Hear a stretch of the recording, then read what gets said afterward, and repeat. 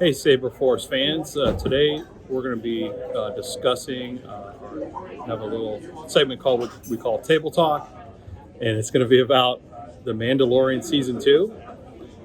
So we just wanted to kind of all give our input on what's going on and what we thought about the episodes, and maybe what we think is going to happen next. So we just have to see who wants to start. Who wants to start? I guess. Okay, so Yeah, I like to talk, so whatever. I brought my little friend Roku here. He's gonna hang out with us while we have this conversation. Yes, he's very excited, as you could tell. So Should we warn about spoilers? oh yeah, good. Yeah. Hopefully you all saw this, or you shouldn't be watching it because there's gonna be spoilers. So, spoiler alert, if you have not seen season 2 of The Mandalorian, stop now. Yep. But After don't forget. You like and subscribe. Exactly. Exactly. So one of the things I wanted to talk about was what did you think was the most interesting thing during season 2 that happened? Well, I'll say the most interesting thing for me was Luke Skywalker. Yes, that was the most thrilling. I thought Ahsoka was big, but then the last season, the last episode appeared, and that X-wing fighter showed up, and then it was a green lightsaber, and I was. Oh, don't forget about the hand. Like the black mechanical hand. Oh yeah, the black and gray. But I mean, the whole time I'm like, could it be somebody else? Could it be somebody else? And then it was just so cool how he just went through all of those dark troopers. I remember dark troopers nothing, they were butter. And then it ended up being him at the end, and that was the coolest thing. That was great. Yeah, I mean, I agree. It was, everything else that was cool that happened during that season was just kind of blown out of the water with the whole Luke thing. I mean, it just. What else could you ask for a most perfect ending ever? I mean, the writers on that really hit it out of the park with that, I feel. Now, my take on, I think, what's going to happen maybe next is I feel that just like they're starting the spinoff on Boba Fett, that I kind of have the sneaking suspicion that they're going to have a spinoff on Grogu as well. That they're going to pick him up at some point and have the adventures of Grogu also. The Adventures of Grogu and Luke. Yeah. I don't think so. I think it's just gonna Grogu's gonna get back to the Mandalorian and Dark. How much cute little green can you handle in one episode? I don't think you can handle a whole season. A cute little green. No. He was in the Mandalorian so much. He was in there a lot, and that was, that's kind of like his screen test on his staying power. I mean, if you really think about it, he was the most popular thing in the whole series, and I really don't think that the producers will be able to ignore the dollar signs that will be available for that. I personally think that it's only a matter of time before they get him geared up.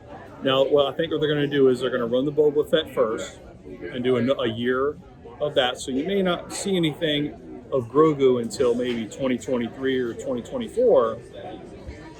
But I think eventually the Disney juggernaut is going to sniff out that cash, and they're going to say, "Hey, let's rake this in." And that's why I feel. You mean when he's older? When he's a little bit When older. he's older. Okay. A little bit. He's Baby Yoda, and he ages really slowly, so they can milk him as long as they want to. So true. How long does he live? At least He's already 800 50, years. so. And he lives 900 years. He's a baby. Yeah. He's a baby. So that's kind of my feeling, and I'm almost a little fearful in a way about what they're going to do with the story next for just the Mandalorian. He's going to be kind of they're deflating his whole existence in a way because now he has no Baby Yoda to take care Wait a of. minute. They're not deflating him because he's got the dark suit and Mandalorian. So that's the Yeah, deflation. and he saved the cat. Yeah. Yeah. So he saved the cat, and now we're all gonna watch him just because, and because they've demasked him. You know, now we can like relate to him because he's a person and not just a metal blob. Right. Now we can like really get into his character, I think, even more because they've demasked him. He saved the cat. I'm kind of glad that in episode, I think it was 3, where he met. Ahsoka. Oh, was that Ahsoka? Bo-Katan. Oh, Bo-Katan. Yeah, I was thinking Bo-Katan, and she was kind of like, oh, you're one of those people that like wears that mask all the time. That was the heiress. Yeah, I think that it was good that he was able to unmask a bit more. Yeah, I really have to hand it to Dave Filoni and Jon Favreau. They really just handled this entire series with just a lot of care. Lots of care, lots of research. I think my favorite thing about The Mandalorian so far is just like the Western vibes you get from it. I love how it's showing like a different part of the galaxy. It's showing something new that we're not too familiar with, and again, this is just showing their creative prowess that they're focusing on the people in the outer edge. They're not focusing on the Jedi or the Sith or all of these powerful people in positions of power. It's focused on these small side characters who are dealing with the repercussions of this giant war that the Rebels and the Empire were a part of. And how that's how the galaxy is basically dealing with the end of the Empire and the new the New Republic coming in and setting up their own space, and it shows you that not everything in Star Wars is good and evil. There's a gray line into it, and I love that. I love the grayness in these episodes. And the fact that there's no Jedi right now, there is, but they're hiding, and like it's so few and far between that you can process on this. Right. Yeah. I feel that There's definitely a nod to, say, the Sergio Leones of the world out there that made all these westerns, because there is definitely a heavy Western influence in their style of filmmaking. Oh, just really, just the first episode. everything. Just the first episode alone is like straight Western. Yep. Guy comes into a Western town, outsider, no one knows who he is, and he deals with the sheriff, who happens to have Boba Fett's armor, the marshal, he's the marshal, so totally out of a Western. Right. The only thing we're missing is Clint Eastwood. Oh, but don't we have an Eastwood in there? Yeah. Yeah. Isn't there an Eastwood in The Mandalorian? Yeah. I believe Oh. Clint Eastwood's son, We're not really Yeah. missing an Eastwood. I believe Clint Eastwood's son does all the gunslinging, or his grandson. Oh, I see. I didn't know that. Wow. There's an yep. So yeah, I mean, many scenarios that you see throughout the whole series that is just right out of the gunslinging playbook. Walking into the canteen, with the almost, oh, you're just missing the swinging doors of the saloon, Yeah. whatever. Yeah. So is that your favorite part? Is the Westerns? I would say so. Yeah, it's like It's so prolific throughout the whole thing. Yeah, that I would say it definitely is my favorite What did you guys find most shocking about the season?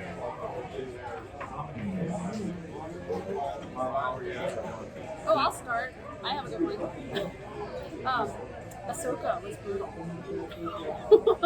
Ahsoka just was like killing people left and right when she appeared. Like, and she was fierce, like scary. Ahsoka. That was exactly what I thought of her as when she appeared on the season. I was happy to see her and shocked and amazed at the same time. Yeah, she just kicked butt all over the place. That's true.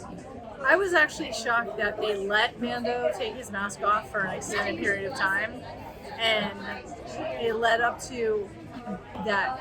You know, we know we're going to see more of his face in the future, so that kind of shocked me. And it shocked me how he did it too, just like so, like there he was thinking about it, and next thing you know, there it was, and then he just kind of knew he had to keep a character and keep it off, and he was cool with that without like sweating bullets or like, you know, having a little meltdown. Yeah, I think that he was. I think in say season 1, where he was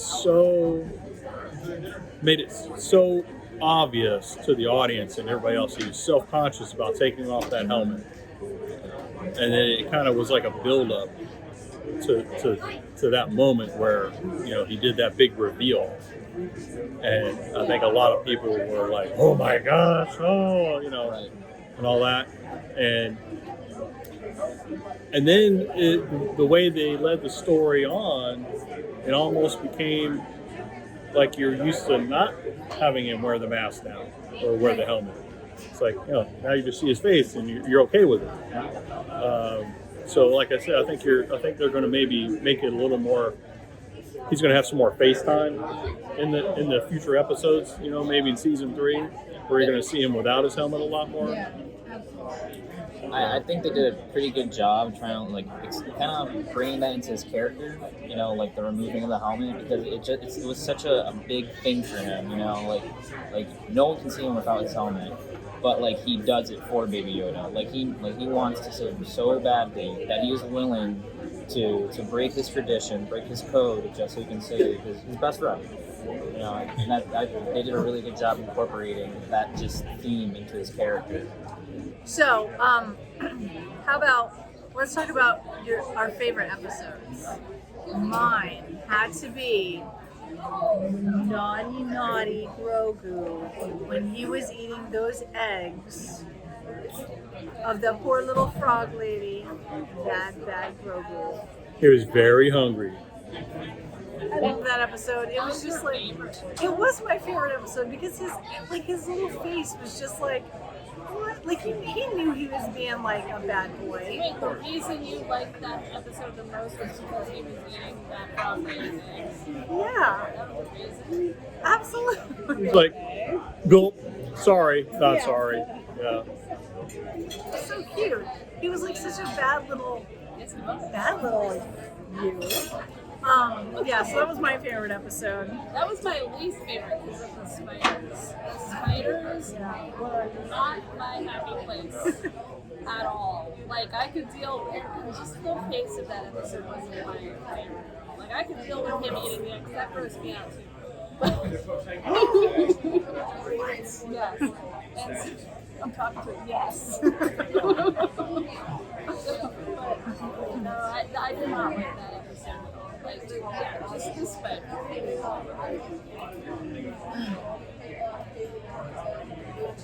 So what about you guys?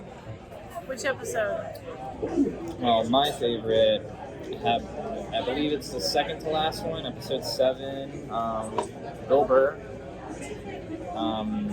The reason why I like that episode so much is because that's the episode where Mando takes his helmet off so he can scan his face and get to Baby Yoda. But what I really loved about that episode is, again, they're expanding the universe. They're showing us different things on different planets and showing us the other side of things. And it's really playing off that theme that, okay, these are just people in the galaxy who happen to get thrown into these circumstances. Like the Imperial troopers are just guys. They're just guys who join the military, eating lunch and doing missions. And I really had to hand it to Will Burr, like that scene where he's talking to the higher up about like the mission that he was on and like just his emotion. It showed like these characters do suffer from PTSD. That like these are actual wars and people are suffering from them. It's not just fun Jedi and Sith and magic. It's war, and so that's why that was my favorite episode. His name was Mayfield. Mayfield.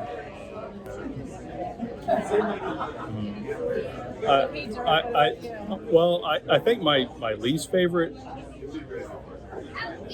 plot device of the second season were probably the Imperial robots. What were the names of the Dark Troopers. Dark Troopers? Yeah, I don't know. I just thought it was kind of overkill in a way, and just an unneeded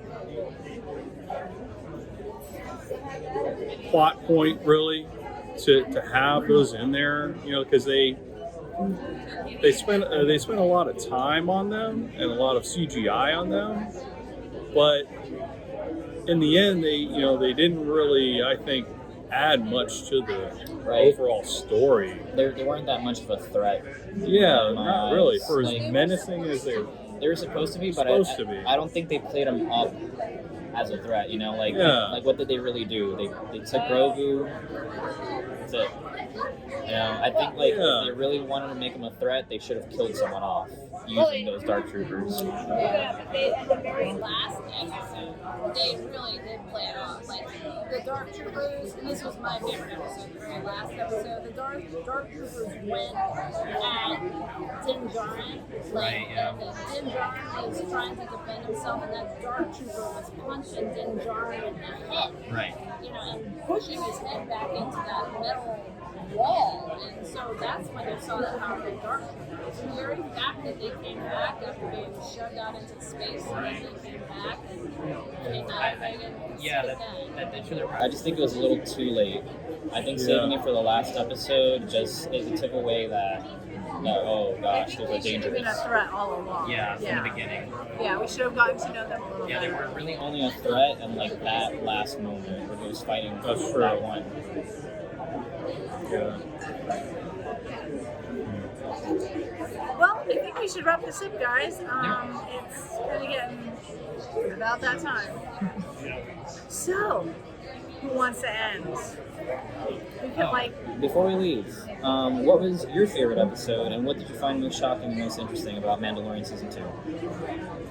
That's a good one. Yeah, put it in the comments Yeah, absolutely. so we can read them. Get maybe some ideas for other table talks as well. I'd really love to start a discussion about this too, because you can see it's one of our favorite topics. absolutely. So, do like Baby Grogu. Click like and subscribe down at the bottom there. And we'll see you again at our next table talk, Saber Force fans. Bye.